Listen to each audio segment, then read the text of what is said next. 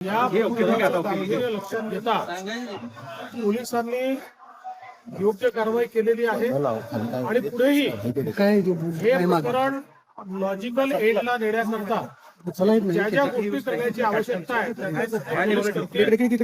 अशा प्रकारे प्रताडित करून आत्महत्या करायला मजबूर करणं या गोष्टी सहन केल्या जाणार नाहीत। त्यामुळे त्याच्यावर जे काही कडक कारवाई करता येईल कायद्याने ती सगळी कारवाई केली।